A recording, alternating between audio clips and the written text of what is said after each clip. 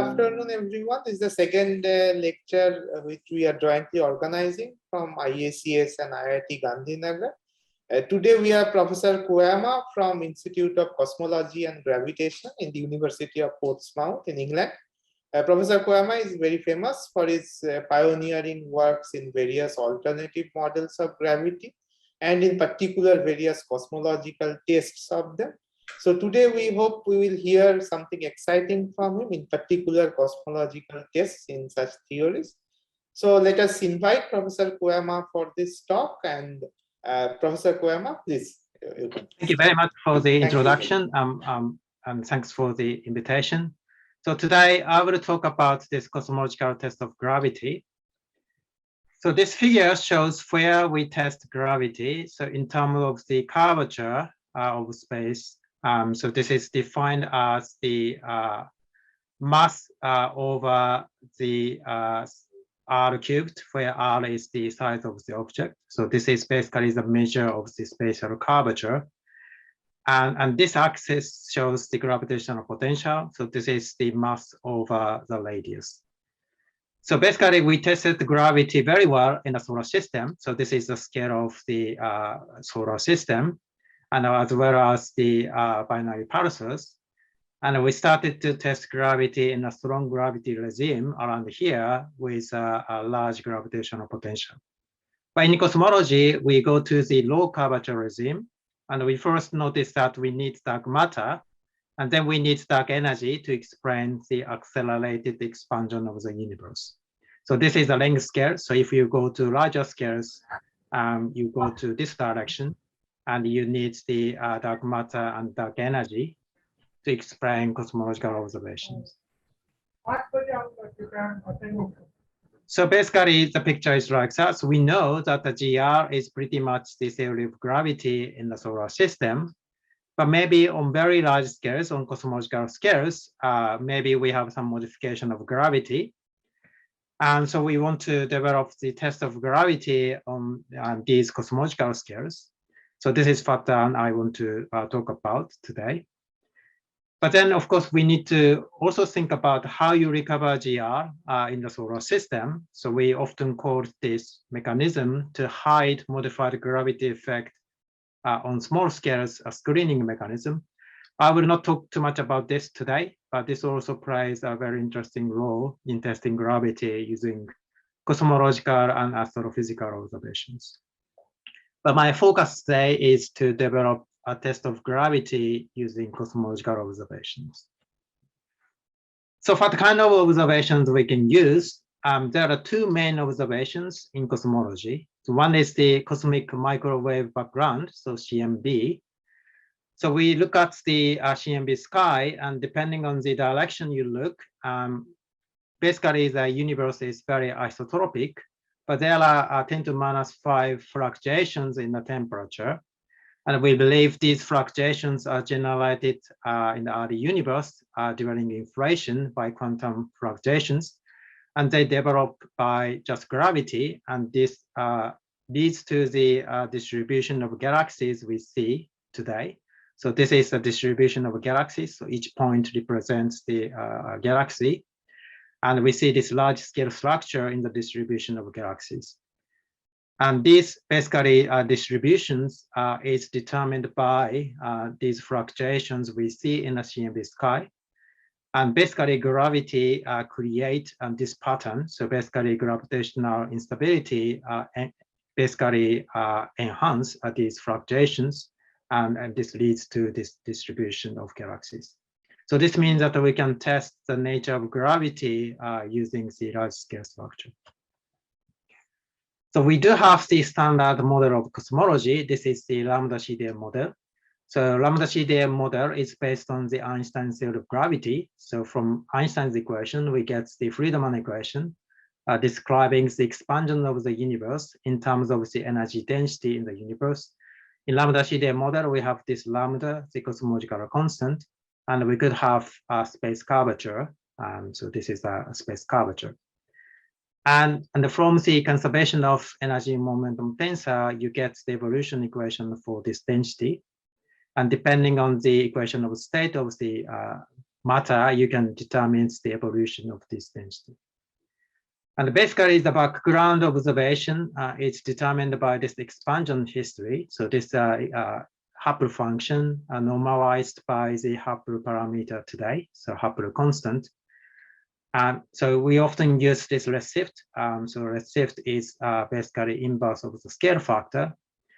So this function is just written by the fractional energy of matter, so dark matter and the baryons and radiation, and the cosmological constant. So these two have a different time dependence. And then from that, you can determine all the observations. And by combining different observations like supernovae, CMB, and the baryon acoustic oscillations we see in the distribution of galaxies, we can determine these parameters. And the good thing is that these three independent observations are very consistent and indicating that omega lambda, the fractional energy of cosmological constant, is like 70%, and omega matter is like 30%, and basically there is no curvature. So this is the consistent solution to the current observation of the universe.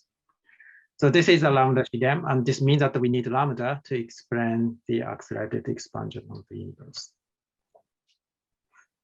On top of that, we can consider small perturbations, and these perturbations are needed to explain the temperature anisotropies in the CMB, as well as the distribution of galaxies. So the small perturbations around the Friedmann universe is described by these two metric perturbations. The psi, so this time component, describes the Newtonian potential. So this determines the basically the motion of non-relativistic object. And the phi is the three-dimensional curvature. So this basically describes the curvature of space. Also, we introduce perturbations to matter, so energy density perturbations and velocity perturbations. And we are interested in basically the scalar component of these perturbations. So we often use the divergence of velocity theta as a variable. And like in the background, you can derive the evolution equations for the matter by using the energy momentum conservations. So this is the continuity equation, and this is the Euler equation, and this is basically the acceleration equation. So basically the acceleration is determined by the gravitational potential. So remember, psi is the Newtonian potential. And combining these equations on small scales, basically you can ignore the effect of space curvature, and you get the second order differential equations for this delta. And this determines how the energy density perturbations in matter grows with time, driven by gravity. So here K is the Fourier mode. So we are doing the Fourier transformation. So this is the evolution of delta. And in fact, if there is no cosmological constant, and delta just grows like scale factor. So it basically grows as time goes by. But once the cosmological constant becomes important, and this suppresses the gravitational force, and you see the suppression. So this is the scale factor. So this is the delta over A. So it is constant at early times, but then it basically decays because of the cosmological constant. But as you can see from that, if you change gravity, you change the Newtonian potential.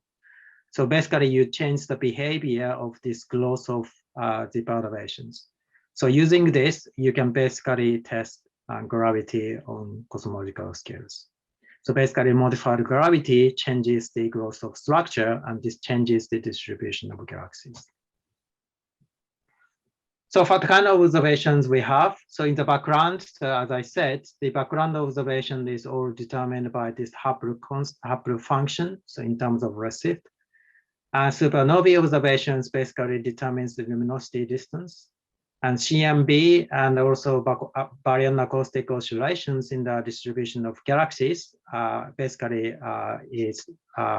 determines the angular diameter distance. And you can compute these distances from this Hubble function. So by observing these baryon acoustic oscillations in the CMB or the power spectrum of galaxy distributions, you can measure the angular diameter distance, and then you can basically determine the Hubble function. So this is the way to determine this background expansion history.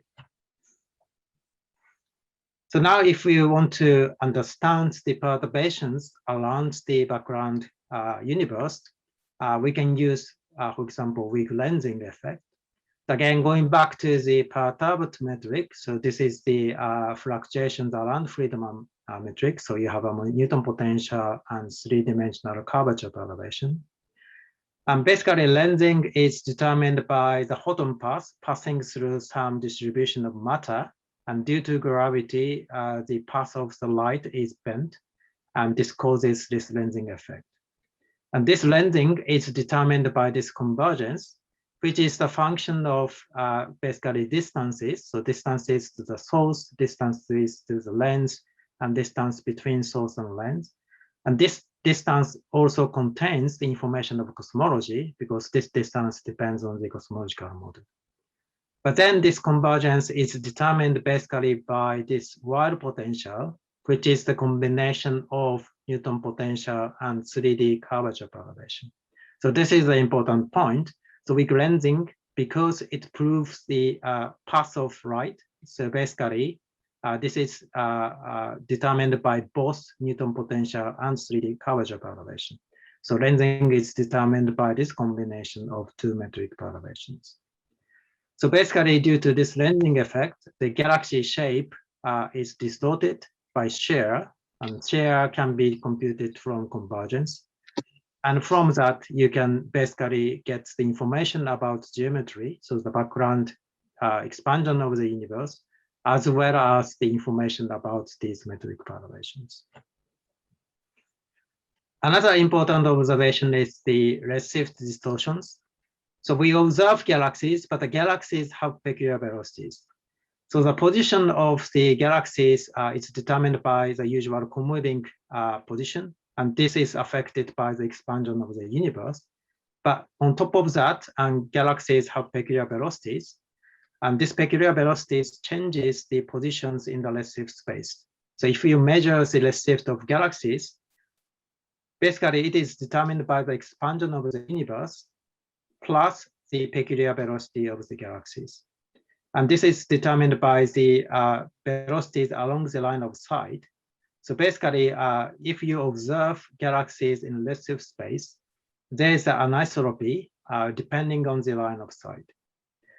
And this changes the clustering of galaxies along the line of sight. So if you look at the clustering of galaxies, so the density perturbation of galaxies, this is determined by the density perturbations in the real space, but there is a correction coming from peculiar velocities. So in this case, this is the velocity divergence, and mu is the cosine angle between wave number and the line of sight.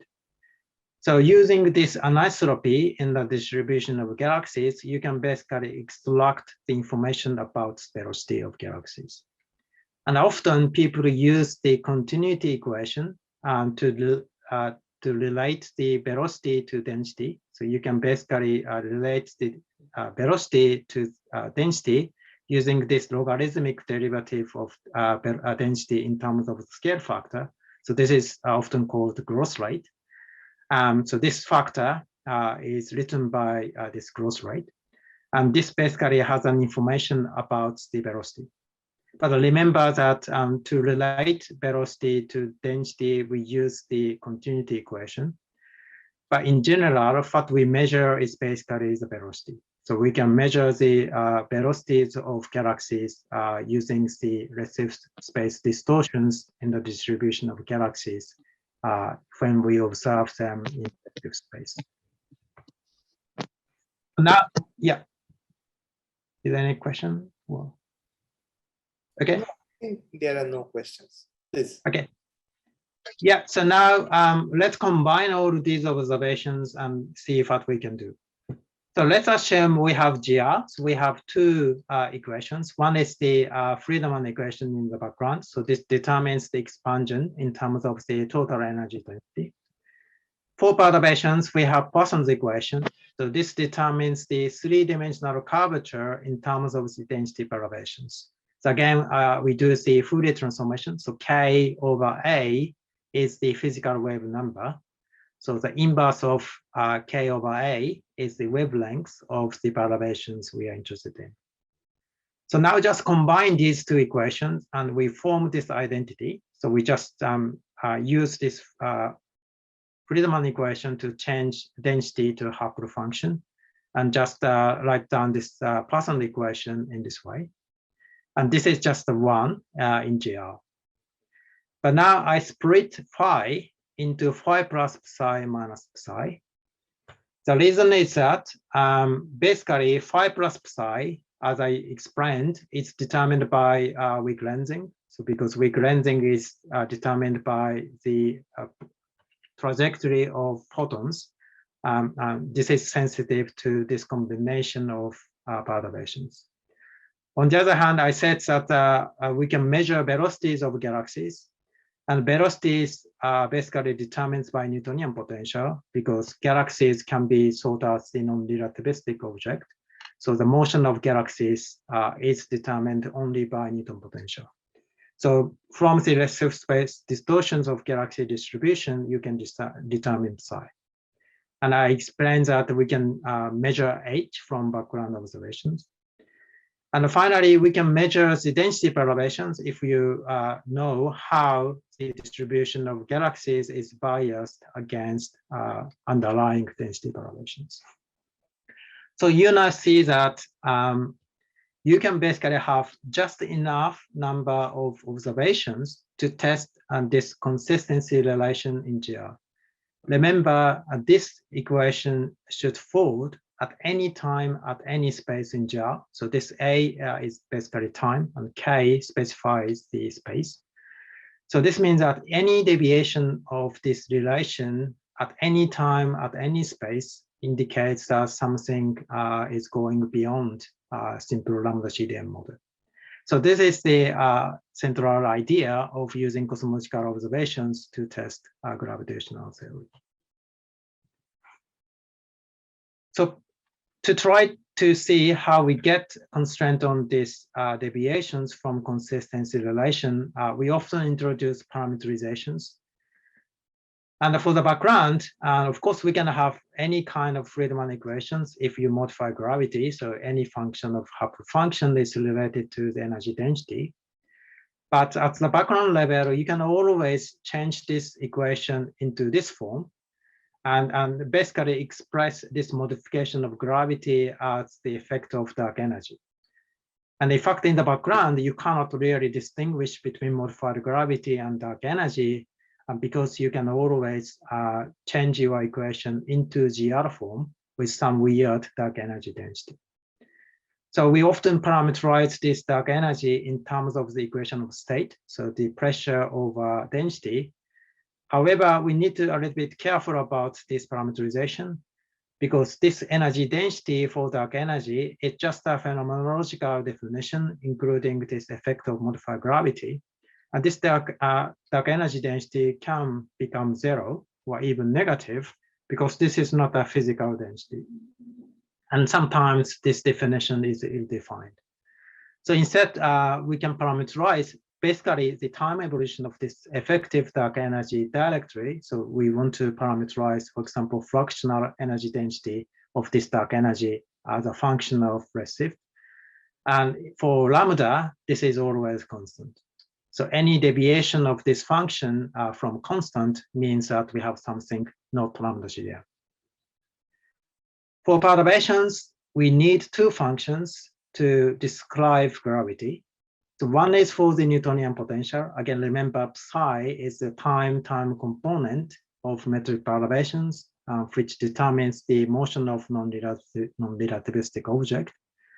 And we can basically parameterize the relation between Newton potential and density perturbations, introducing this parameter mu, which can be a function of time and space. So again, in the Fourier space, this can be a function of redshift and K.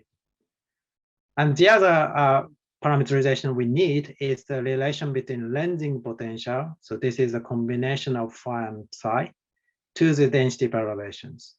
And we introduce the sigma. This is again a function of time and space. So in lambda CDM, these two functions are one at any time, at any space.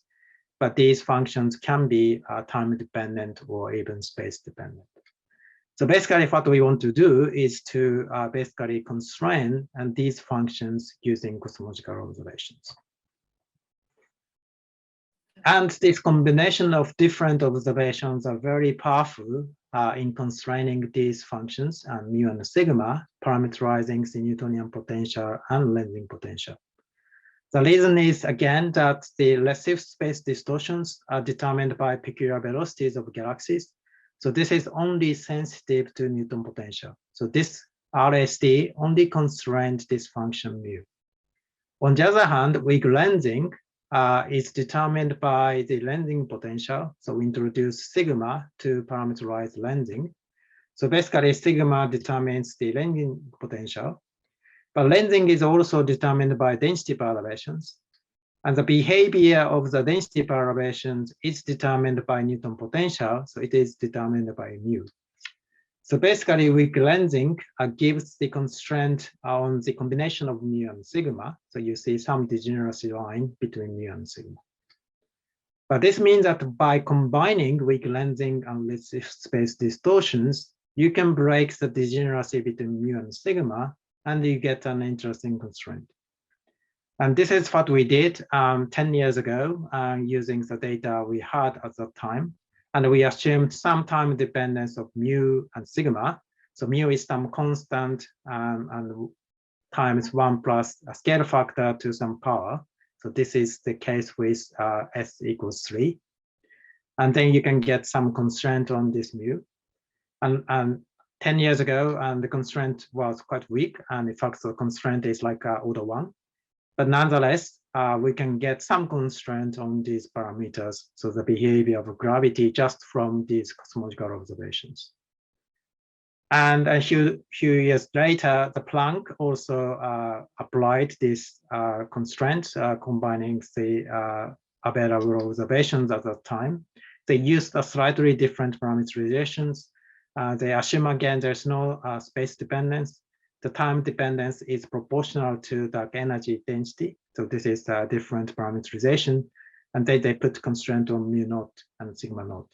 And any deviation from mu naught, sigma naught from 1 is basically the deviation from lambda CDM. And at that time, they found a very interesting, some deviations. It's not very strong, 2 sigma kind of deviations from lambda CDM. And in fact, mu is smaller than 1, and sigma is larger than 1. But again, you see that the constraint is quite weak, and still order 1 constraint, and maybe 50% and 20% constraint. But this is the idea. So we're getting more and more data from weak lensing and redshift space distortions, and we can shrink this contour, and then you can basically test the consistency relation in lambda CDM, where mu and sigma are always 1. So now this is Can I ask a question? Yeah, sure. Okay, so I'm just curious about that slide where you mentioned the equation of state thing, which is not well defined for modified gravity. Yeah. So suppose theories like scalar tensor theories, stuff like this, where we have a coupling terms of phi and r, something like that. In case of high density environments, we can screen out those terms, screen out those coupling terms, right? Yes. So effectively, this is a modified gravity, but due to those high density environments, we can actually screen off that term. In those scenarios, will this equation of state still be ill-defined or something like that? No, in that case, equation of state is okay. So nothing strange happens. So in that case, we can use equation of state. I see. So we can use modified gravity theory in presence of those high density environments. Yeah. So usually at early times, this equation of state works well. But at late times, when this dark energy becomes important, Right. sometimes density crosses zero or something like that. I see. Okay. Okay. Thank you. Okay. Good. So, so I just talked about phenomenological constraint of these functions. Of course, from theory side, we want to predict the behavior of these functions. This is related to the questions just I had. So we want to know the behavior of these functions in modified gravities, for example. And in fact, in scalar tensor theories, you have a scalar field which can be non-minimally coupled to rich scalar, for example. In this kind of theories, you can come up with a very general framework to describe background cosmology as well as linear perturbation theory. So this is known as the effective theory of dark energy. So basically, we introduce these parameters or operators in the action to describe background. So this is basically the first term is describing the background evolution. So remember that because of the cosmological expansion, you break the time translational invariance. Using this, basically this breakdown of time translation invariance, you basically get the scalar degrees of freedom. So using this language, you go to the unitary gauge to remove scalar field. You basically get this expressed time dependence in the action. And this basically represents the effect of the scalar field. And in the background, these three functions are enough to describe the evolution of background cosmology. And using this, if you parameterize these functions, you can basically predict, for example, the equation of state. And you can go on to parameterize the linear perturbations. For the action, you need the quadratic terms, and you can write down all the possible operators and imposing some consistency conditions. And you can basically have these coefficients as a function of time. And these are basically the parameters or functions describing a given scalar tensor series. And here I just do a very simple approach of sampling these functions of time using these polynomials, and then try to see the predictions of this mu and sigma. Here I use the equation of state as to describe the background evolution. So this is a different category of scalar tensor theory. So this is the simplest Brans-Dicke type theory. And this is known as the cubic Hodensky theory. And this is the most general Hodensky theory. So the Hodensky theory is the most general second order scalar tensor theory, basically having all of these functions. And basically by sampling these functions, you can basically see the behavior of these functions as a function of time, so received in this case. And then you can basically predict these functions from theory. And then you can compare these predictions against the constraint on these functions from observations. And you can basically see whether these scalar tensor theories can explain these observations.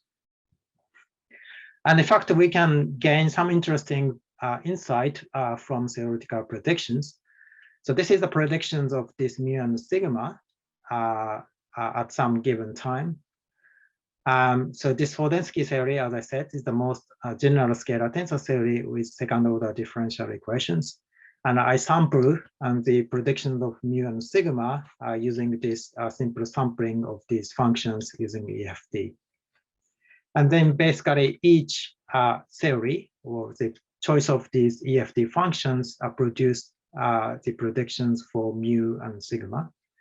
And again, remember mu equals 1 and sigma equals 1 is lambda CDM. So this point is lambda CDM. And then you get basically predictions on this plane. But then now having a theory, you can impose some additional constraint. For example, you can impose stability condition because now you have an action. So you can impose some stability condition like you shouldn't have any ghost degrees of freedom with wrong kinetic term. Now you have an action, you can impose this kind of stability conditions, so theoretical conditions. By imposing this stability condition, we tend to remove any models in this quadrant. So basically sigma larger than 1, mu smaller than 1. This kind of intuitive because having mu smaller than 1 means that you have to weaken your gravity. And it's not easy to weaken your gravity in a usual scalar tensor theory in a stable way. So you remove many models from this part.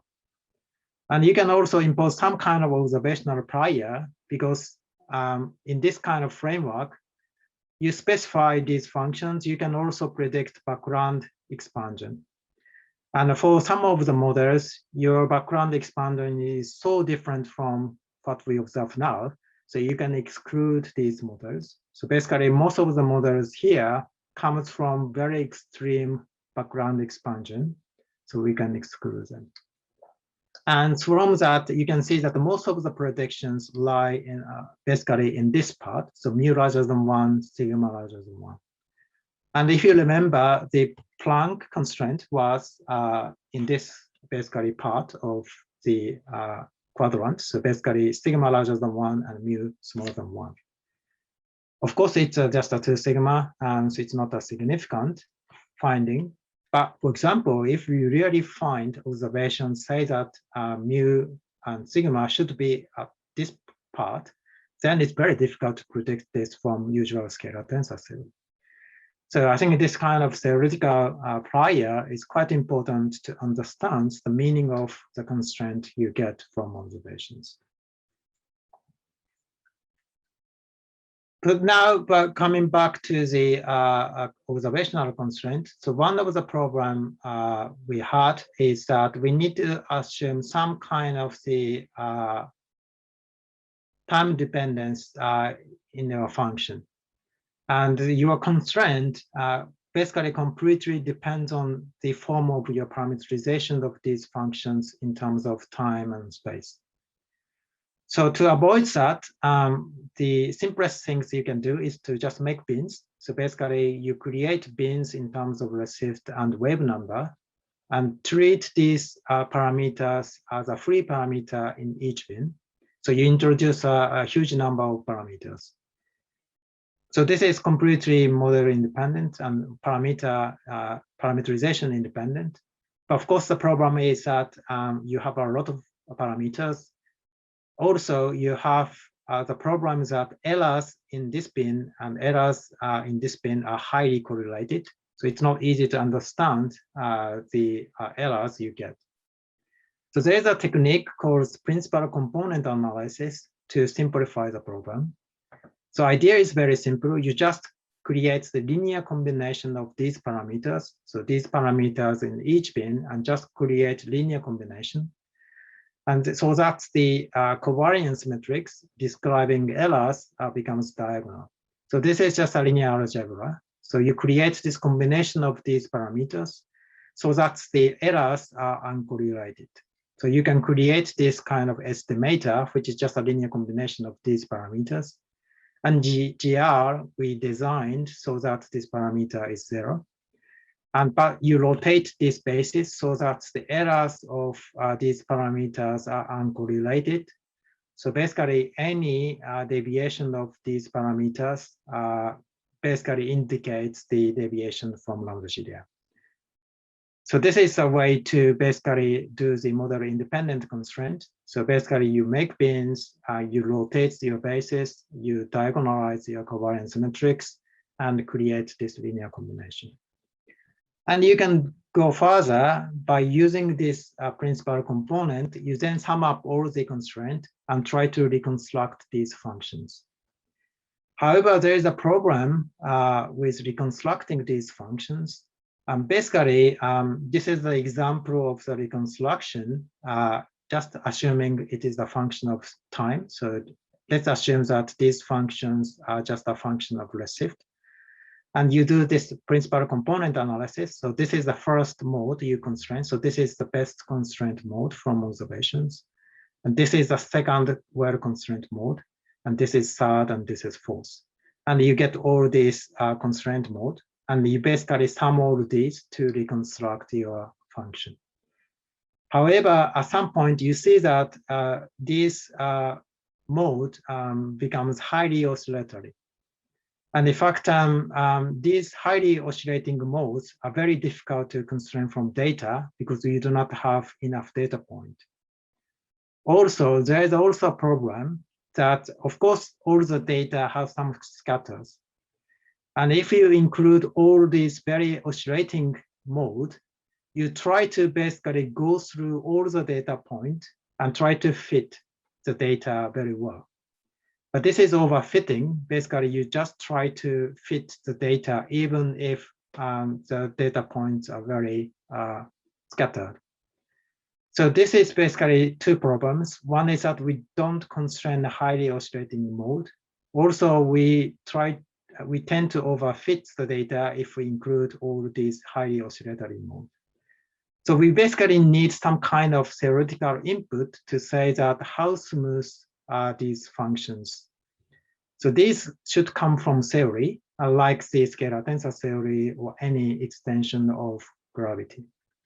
So basically the idea is that we include this theoretical prior to say that, well, we shouldn't have this very highly oscillating mode. So basically this shows the errors of this principal component number. So this is the constraint coming from data. So this is, so error is small for the first mode, and error becomes larger and larger. At some point, you do not determine this highly oscillating mode. But instead, we use theory to say that, well, we shouldn't have this highly oscillating mode. So at some point, theory takes over and basically eliminate this highly oscillating mode. But important point is that this theoretical prior shouldn't affect the well-constrained mode by data. So we retain the information from the data, but try to remove this highly oscillating mode to avoid overfitting, as well as the inability to constrain this mode. So this is basically the approach we can use to reconstruct these functions. And this prior is theory dependent, so we should get this from some theory. We basically use this Woldensky theory because this is very general second order scalar tensor theory. So we basically get this theoretical priors. Basically, this describes the correlation between different bins in terms of redshift, and also the correlation between these three functions, so the background, and parameterization for Newton potential, and parameterization for lensing potential. And we basically impose this theoretical prior when reconstructing these functions. And just say that if we do not do that, basically your reconstruction is affected by how you make bins, as well as how you spline these bins. So these correlations you see without any theoretical prior, this is completely artificial. So you basically this is determined by the binning and splining. But we can avoid this problem by including theoretical prior. But remember that our reconstruction has some input from theory. So we need to remember when we see the result. Okay, so now we come to, I will show the reconstructed function using the latest observations. But before doing that, I mentioned some tensions in lambda CDM because of course, if there's no tension in lambda CDM, we just reconstruct lambda CDM projections. But interestingly, we have some tensions which will affect the reconstruction. So one well-known tension is the Hubble constant tension. So this is a measurement of the Hubble constant measuring the apparent magnitude. If we know the absolute magnitude, the apparent magnitude is determined by the luminosity distance. And luminosity distance contains this Hubble constant today as a normalization.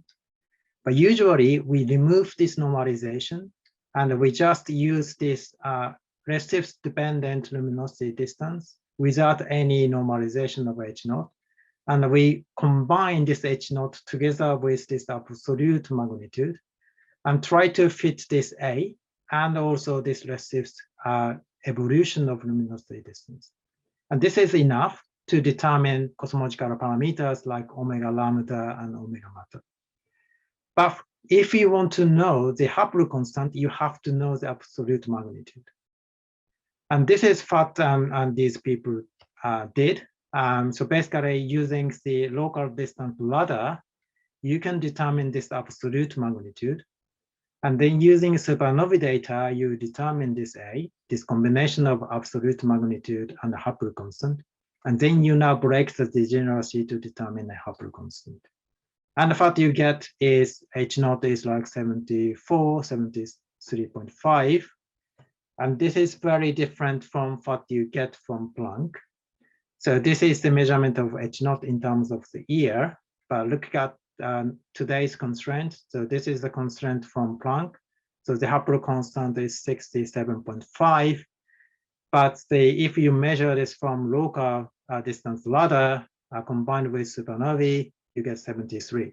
So this is the well-known Hubble constant tension. But remember that the measurement of this Hubble constant from Planck depends on cosmology, because H0 is determined by CMB observations.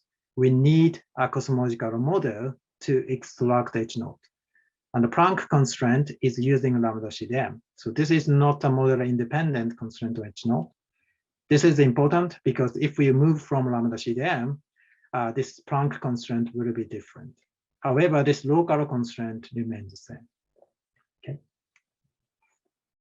Another tension, maybe we shouldn't call this tension, but interesting hint of deviation from lambda CDM is the weak lensing amplitude. So the amplitude of weak lensing is determined by this parameter, S8. So sigma 8 is the amplitude of fluctuations, and omega matter is the matter density fraction. And this parameter, S8, is determined by weak lensing. So we have 3 different weak lensing surveys. And this red contour is again coming from Planck. But like the H0 case, this prediction from Planck depends on cosmology. Because what we measure from Planck is the amplitude of perturbations at last scattering, and we have to extrapolate this amplitude to late-time universe. And here we use lambda CDM. So again, this prediction from CMB will change if you change your cosmology. But if you assume lambda CDM, you can see that there is some kind of discrepancy within 2 sigma, so it's nothing serious. But you see that the central value of S8 is different from what we expect from Planck, assuming lambda CDM. So this is another interesting hint of tension. And the final tension is the CMB temperature per spectrum measured by Planck. So the Planck CMB temperature anisotropy, so this is the multiple, and this is the temperature anisotropy. It's very well fitted by lambda CDM. But if you look at high L, you see a very interesting residuals, and these residuals are oscillating in terms of L. And people found that this can be explained if we have a more CMB lensing. So basically, CMB photons travel toward us, and then as I explained, this is affected by lensing due to the distribution of matter along the line of sight. And if there is a lensing, so this is the lensing per spectrum, and if you have a lensing, basically this will smear out these peaks of the temperature fluctuations.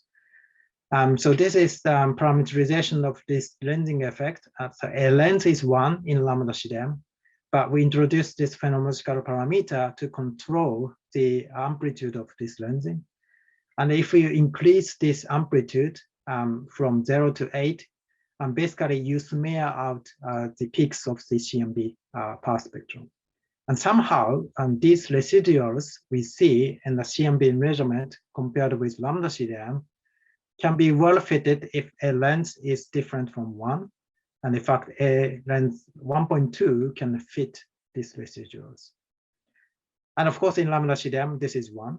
So, so this is an interesting hint of deviation from lambda CDM coming from weak lensing, CMB lensing. Okay, now keep these tensions in mind. I will show the reconstructed functions, background, and perturbations mu and sigma using the latest combination of observations with the Planck CMB baryon acoustic oscillation from both EBOS surveys, SDSS galaxy surveys, and supernovae from Pantheon dataset. And we also have RST measurement from compilation of SDSS, including EBOS. And for weak lensing, I will use dark energy survey year one result, which is public. So this is a reconstructed energy density fraction of effective dark energy. So again, remember, this is always constant in lambda CDM. So any deviation from constant means the deviation from lambda CDM. So this is the reconstruction of this function in terms of redshift from 0 to 2 without any prior. So we have to be a little bit careful to interpret this result because, as I said, without any prior, this is affected by binning and splining.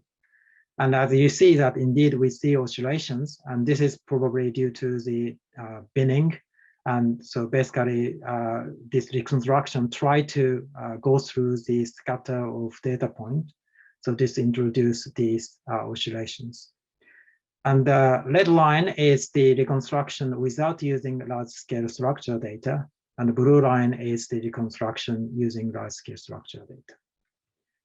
So now introducing this theoretical prior I mentioned, so I used the Hodensky prior. You basically smooth out these oscillations because theoretical prior says that it's unlikely to have these oscillations.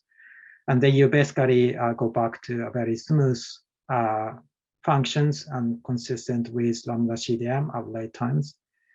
But at early times, you tend to have some deviations. Again, it's not very significant. If you include the large-scale structure data. Basically, omega dark energy tends to higher than lambda CDM.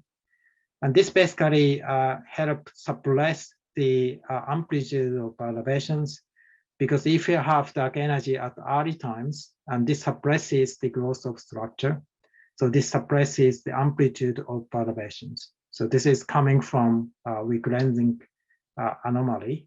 So the amplitude of weak lensing is a little bit smaller than what we expect from high redshift measurement.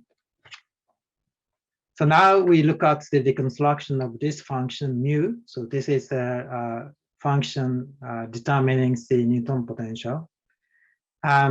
Again, this is consistent with 1, and the error bars is still very large and order 1. So this is consistent with 1. And again, we see some wiggles if we don't use any theoretical prior. But once you include this theoretical prior, it becomes smooth. And again, you see that at the high redshift, you tend to see mu smaller than 1. And this again helps to suppress the amplitude of perturbations at late times. So this is again driven by the fact that the weak lensing amplitude is a little bit smaller. But the most interesting thing is this sigma, which is parameterizing this lensing potential. For this sigma, again, without theoretical prior, we see wiggles, but this is made out. In this case, in fact, a theoretical prior doesn't change much the overall behavior of this function. But interestingly, we notice that we systematically have sigma larger than 1. So this is basically an interesting thing we found. So basically, this lensing potential seems to be enhanced compared with lambda CDM. And we know that this is basically coming from this lensing anomaly in CMB. Basically, increasing sigma has the same effect of increasing the amplitude of CMB lensing. And we know that we have this CMB lensing anomaly in Planck. So we need a little bit more lensing. So basically having sigma larger than 1, basically explaining this CMB lensing anomaly.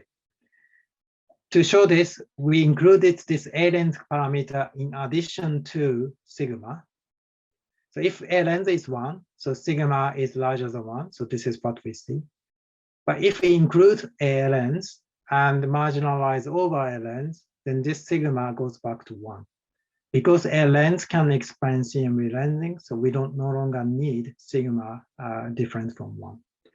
So this demonstrates that basically this sigma deviation from 1 is driven by CMB lensing anomaly. But this has a very interesting implications for weak lensing anomaly. So I keep saying that weak lensing amplitude S8 is smaller than what we expect from lambda CDM. So this is the constraint on S8. And this gray band is coming from this weak lensing measurement. So this very small contour is the lambda CDM prediction. So this is the likelihood. And you see that this is basically a hint. So this predictions for S8 is smaller than what we expect from lambda CDM. And if you do the reconstruction, you can change the background expansion and mu to suppress your amplitude of perturbations. So you can make sigma S8 smaller, and you can make the agreement between this and your predictions better. However, is there any question? Or maybe not. So, but remember, the important thing to remember is that the weak lensing measured by dark energy survey away from lambda CDM is not determined by S8, because weak lensing is affected by sigma. And in fact, what this measures is the combination of sigma times S8. And in fact, if sigma is larger than 1, this combination is still larger than what is observed by this. So this is lambda CDM prediction, and this is a reconstructed prediction. Even if you suppress S8, because you have sigma larger than 1 due to CMB lensing anomaly, this weak lensing amplitude for this is also enhanced. So this doesn't really solve the tension we see this. So what we need is to introduce this lens parameter to solve CMB lensing. So sigma goes back to 1. Then you can use this suppression of the amplitude to get the good agreement with this. So this basically means that you cannot solve this slight tension observed by this by just changing this sigma. You also need this lens parameter to solve CMB lensing anomaly in a separate way. So by only combining these two ingredients, you can solve CMB lensing anomaly and the this amplitude anomaly. So this means that it's not easy to solve this this lensing anomaly if we have this CMB lensing anomaly together. Finally, I come back to this Hubble constant tension, and this is more difficult to solve indeed. So this demonstrates the difficulty of solving Hubble constant tension. So this shows the basically luminosity distance. And so this is basically the luminosity distance determined by the local measurement of Hubble constant combined with supernovae. So this is the data from supernova. The Hubble constant tension is coming from the fact that if you measure luminosity distance from CMB, the prediction is this. So this discrepancy is the 4 sigma tension of H0. However, this is not the only problem, because we also have the measurement of angular diameter distance from baryon acoustic oscillations at this redshift range. And you can convert the constraint on the angular diameter distance to the luminosity distance, and you can plot the constraint from BAO here. And this is consistent with CMB measurement, and it is not consistent with the measurement of supernovae. And this is almost impossible to solve because these two data sets are inconsistent. So any theoretical models cannot really solve this problem. In lambda CDM, we don't have many degrees of freedom. So including this, basically the constraint on H0, you try to reduce this luminosity distance at late times, but you can only do this only a little bit. So this is the reason why lambda CDM has this 4 sigma anomaly. In the modified gravity, you can change your expansion history. So you can basically change your luminosity distance at late times. So starting from CMB, you try to approach this data point at late times. So you can improve your sigma, However, you see that it's almost impossible to explain this data point from starting from CMB because you have also need to satisfy BAO data point. So this means that rate time modification of cosmology cannot really solve Hubble constant tension completely. You can reduce the tension from 4 sigma to 2 sigma, but you never be able to solve this tension. So I finally summarize all the tensions and how they could be solved. So this is basically showing the Hubble constant tension. So this is Hubble constant. So this is the measurement from local measurement. And this is lambda CDM contour. So you see that 4 sigma tension. So now you introduce all these freedom in the background, and then you see that basically you enlarge the error bars. That's the main effect. And then basically adding this data, you basically approach to this local measurement, but only at 2 sigma. As I explained, you cannot really solve this tension. So you can make 4 sigma tension to 2 sigma, but that's the limit we can do using the rate time modification. So in terms of the weak lensing amplitude anomaly, as I explained, weak lensing anomaly is determined by sigma times S8. The problem is that because of the CMB lensing anomaly, sigma needs to be larger than 1 if there's no lens parameter. And then you never be able to suppress sigma times S8. So you basically need this additional parameter a lens for CMB lensing to get the agreement with dark energy survey measurement. So this is again lambda CDM prediction, including a lens. You can get a better agreement with this measurement if you change your gravity at late times. But again, you need additional modification at early times described by this A lens to solve these tensions. So all of these exercises basically say that we do have tensions in lambda CDM. We can enlarge our theory of gravity or theory of dark energy, but in fact, solving all these tensions in a consistent framework is really difficult. So, but deconstructing these functions can basically tell us how we might solve these tensions and how difficult it is to solve these tensions. So it's nearly time, so I just summarized that, and I explained on linear scales, we can combine different kind of observations, background observations, weak lensing, galaxy distributions, and combining them, we can do a model independent test of gravity. By saying model independent, I hope I convinced you that we need some kind of theoretical input to do the test, even for the model independent reconstructions of phenomenological functions, we need some theory to say how smooth these functions are. So it's very important to have theoretical models also to understand the meaning of the tensions we have in lambda CDM. I didn't have any time to talk about nonlinear scales. Here, the screening mechanism plays a very important role, and you can develop a very interesting novel astrophysical test in addition to cosmological test. In any case, in the next decade, we have a lot of data from huge observations. Euclid, LSST in Japan, we have these Subaru observations. So it's a very exciting time to test gravity using cosmological observations. Okay, I should stop here. So thanks for listening. Thank you. Thank you very much, Professor Koyama, for such a nice talk. It's now time for further questions from the audience. So if anyone have any questions, please unmute yourself and ask Professor Koyama.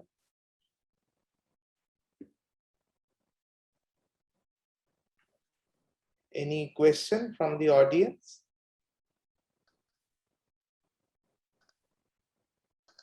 Okay, if not, may I ask one question? Yeah. So as you explicitly showed that by changing low z behavior of gravity, it is very difficult to reconcile these two data sets.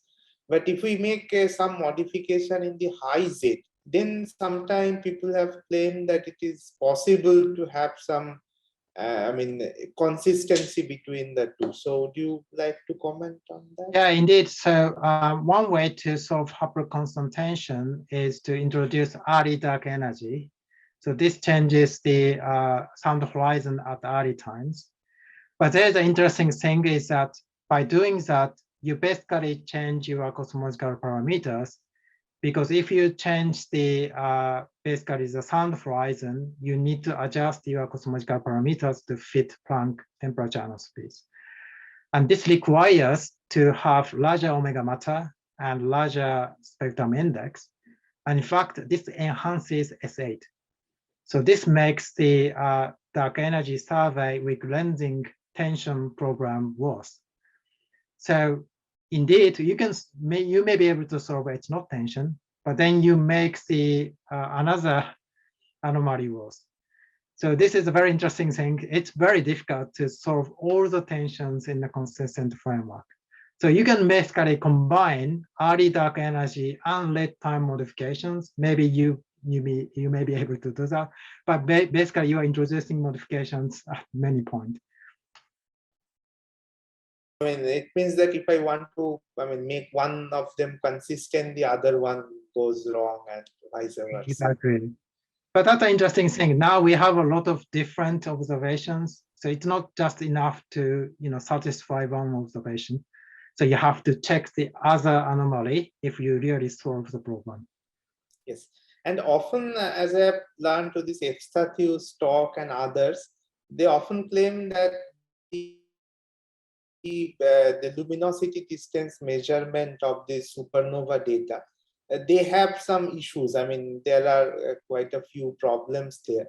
So do you, what is your opinion on that? Do you think that those claims are? Yeah, I think the systematics in the local measurement. So basically this effectively this player on the magnitude, and that's the only thing we need. So the question is basically, it's very slow. Yeah, so basically what we need is just this player. So the estimation of these errors is the key. So I'm not the expert of this local distance Lambda measurement, but to be honest, to get the agreement with the Planck Lambda CDM observations, these errors must be very large. So I'm not sure we can really get such a shift just from systematics. But to be honest, I'm not an expert of systematics of local measurement. So yeah, but yeah, of course, that's the most important things to check, because if this central value as well as errors are different, of course, these tensions are completely different. Yes, yes. Okay, thank you very much. So are there any other questions from the audience? Then you can ask Professor Koyama. Hello, am I audible? Yes, please. Okay, so I am not an expert in alternate theories of gravity, but I just want to ask something which is very commonly discussed these days in cosmological observation. So it is about questioning the assumption of anisotropy, isotropy of the universe. Okay. So there are some recent studies from quasars as well as radio, number counts of radio sources, which says that, okay, universe, the assumption that we take in the basic lambda CDM cosmology that the universe is isotropic may not be true. So that could also explain the anomalies such as Hubble tension and all. So can you please comment, from a point of view of this modified theory, like, okay, so some other theories without this assumption of isotropy can play a role in these things? Yeah, that's a very good question. In fact, I didn't say it explicitly. All of these discussions based on the isotropy and homogeneity of the backgrounds. So I excluded the explanation from the anisotropy or inhomogeneity. So in terms of anisotropy, yes, and there are interesting data from radio galaxy distributions and about the possible hint of the anisotropy. But at the same time, we have CMB observations, and there was some discussion about anisotropies in the CMB too on very large scales. However, I think explaining this tension just from anisotropy is quite difficult because we observe this supernovae basically in the order of sky at a high redshift. So just from anisotropy, I think it's probably not possible to explain H-naught tension. Instead, maybe in homogeneity can explain this H-naught tension. There are a lot of papers discussing this possibility. Maybe we are living in a very special place in our universe, so that H-naught we measure locally may be different from the global measurement of H-naught. But again, if we remember that this H-naught is determined not only by local distance ladder, it also uses the supernovae data, which goes to high redshift. So it's not just a local measurement. We also need to be consistent with the measurement of supernovae at high redshift. So again, and this local model is also not that easy to solve this H-naught tension. But yeah, I agree that we should remember that all the statement I made is based on the assumption of homogeneity and isotropy. So we have to also question about these fundamental assumptions in our standard model. Okay, thank you. Thank you very much. Thank you. Are there other questions from the audience? Okay, I guess not. So in that case, let us thank Professor Koyama once again for such a nice and wonderful talk. And thank you very much, Professor Koyama, on behalf of me and Shudip Soda. So thank you. We hope in the future also we'll get a chance to, have you here with us when the situation improves. Thank you and take care. Thanks to all the participants as well.